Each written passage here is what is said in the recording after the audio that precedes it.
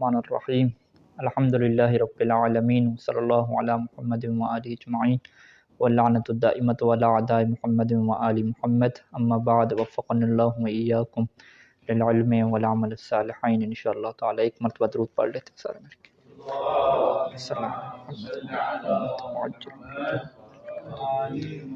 الفصل الحادی عشر الغیبۃ الکبریٰ۔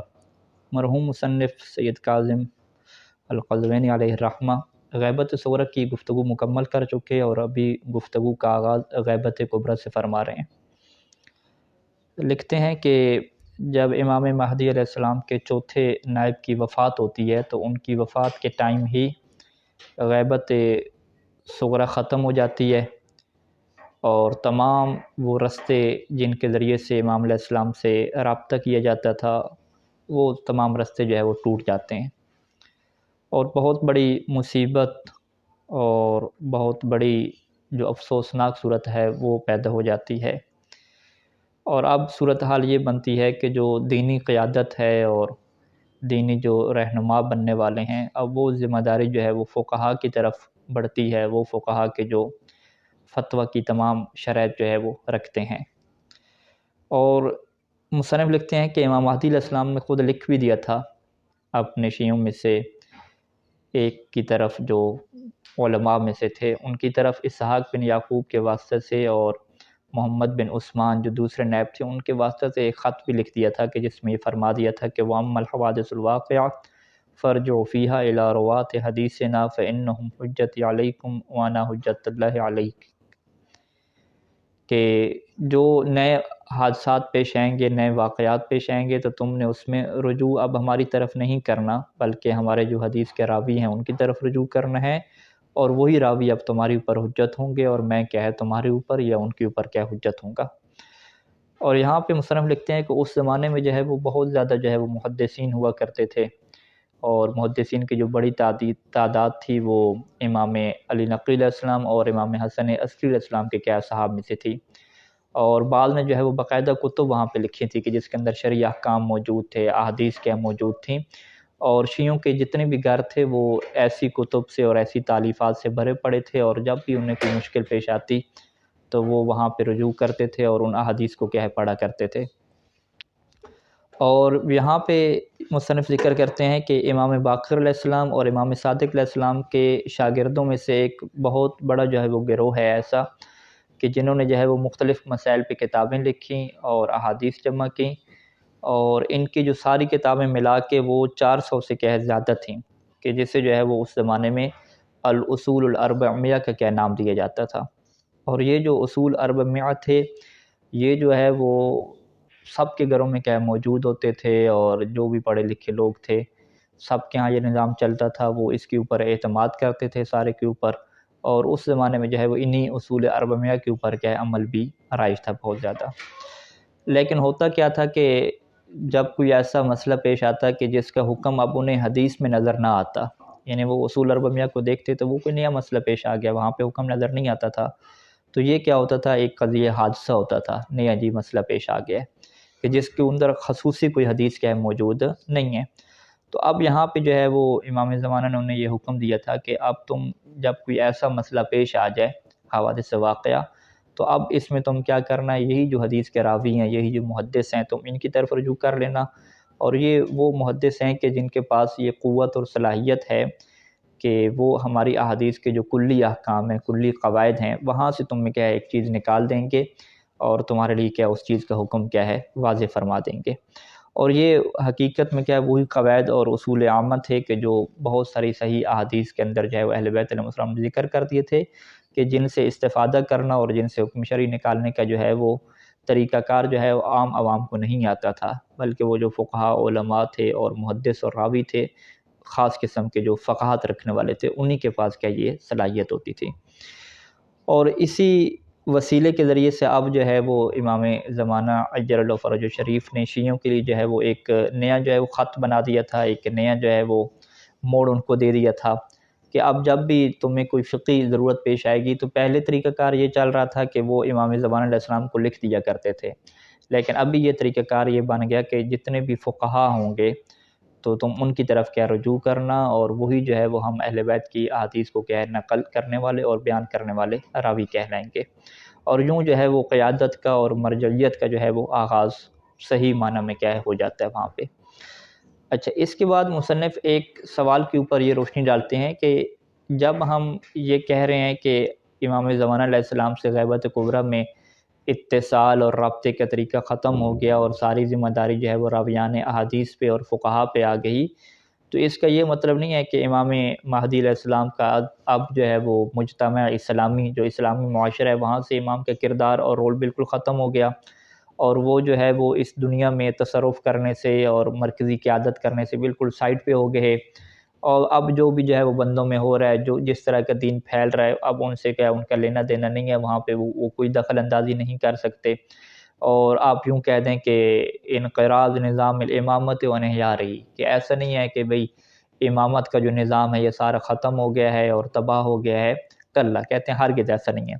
بلکہ امامت کا جو نظام ہے وہ چلتا رہا ہے اور اب تک جو ہے وہ چل رہا ہے۔ کیونکہ یہ الہی نظام ہے، ولا یقبل الزوال، اور اس میں کیا کبھی بھی زوال نہیں آ سکتا، چاہے جو ہے وہ یہ نظام ایسا ہو کہ جو معاشرے کے اوپر حکومت کر رہا ہو ظاہری طور پہ اور لوگوں کی تمام حاجات کو پورا کر رہا ہو، پھر بھی کیا ہے یہ نظام موجود رہتا ہے۔ ام کان ممنوعا عن الظہور،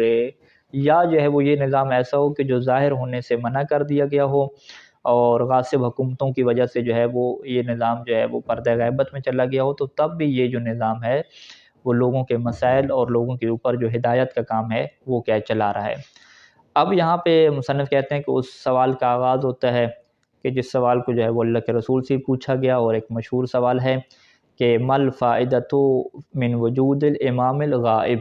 کہ امام غائب کے وجود کا کیا فائدہ ہوگا، وکیف ینتفع الناس بہ، اور اس غائب امام کے وجود سے لوگ کیسے جو ہے وہ استفادہ کریں گے۔ تو اس کے لیے مصنف نے جو ہے باقاعدہ یہاں پہ ایک الگ جو ہے وہ فصل باندھی، اور اس کا عنوان یہی رکھا کہ وجہ الانتفاع بالامام الغائب،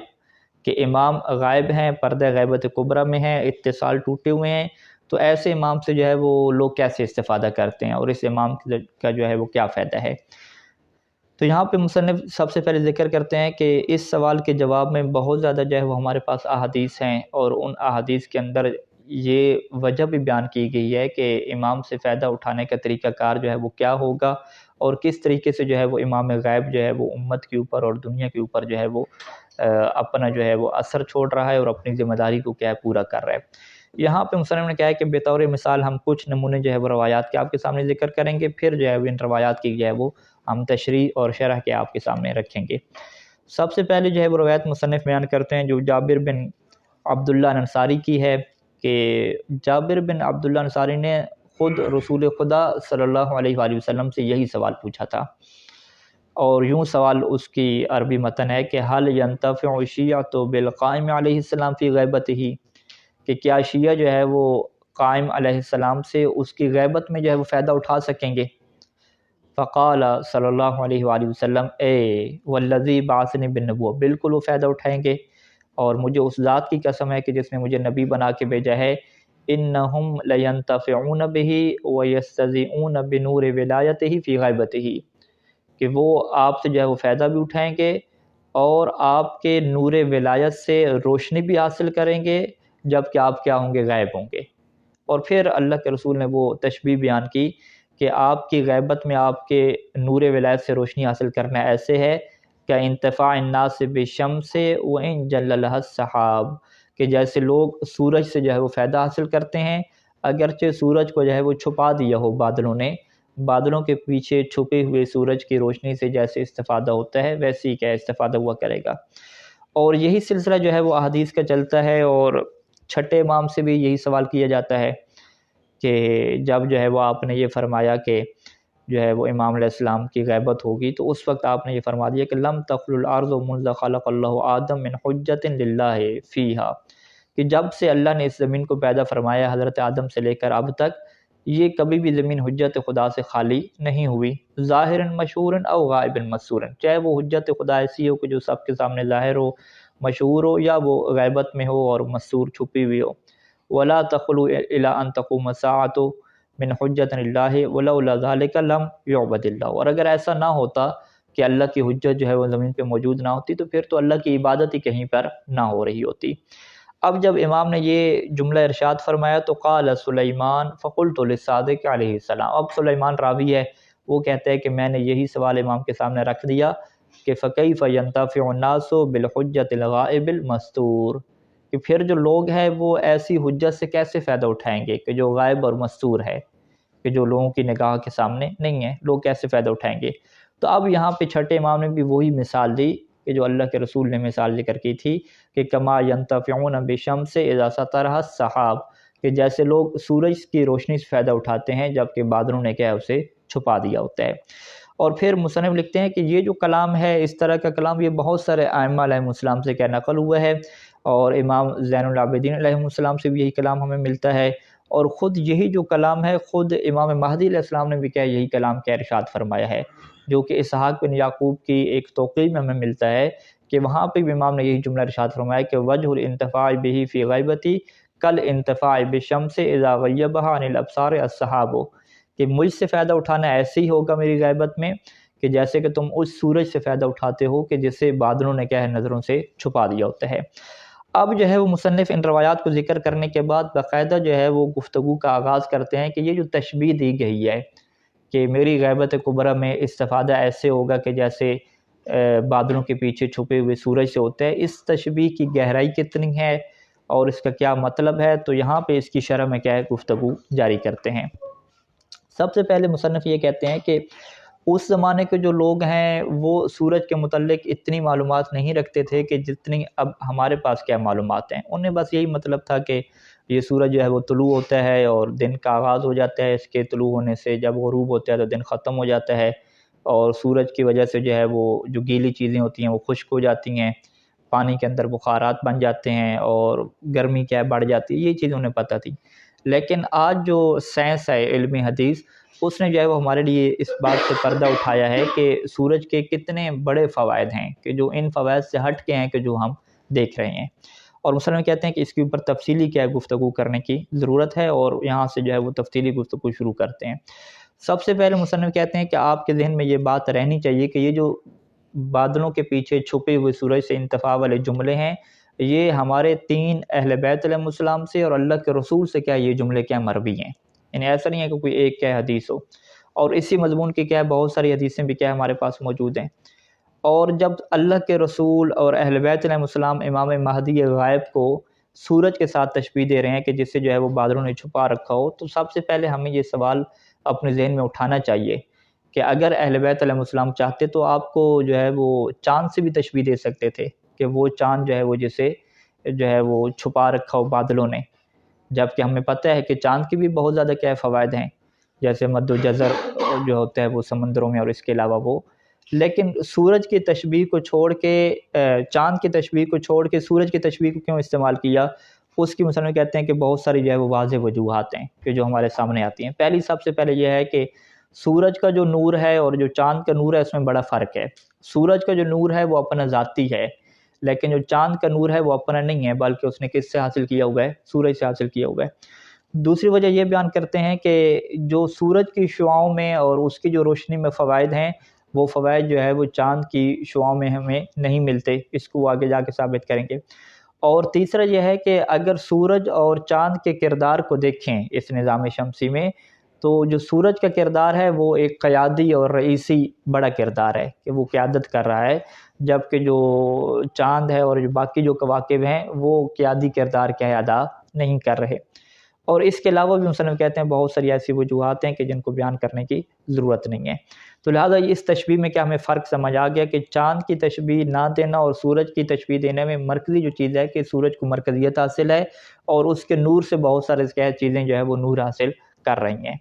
اب یہاں پہ جو ہے مصنف کہتے ہیں کہ ہمیں اس بات کی ضرورت ہے کہ کچھ اس بات کے اوپر روشنی ڈالیں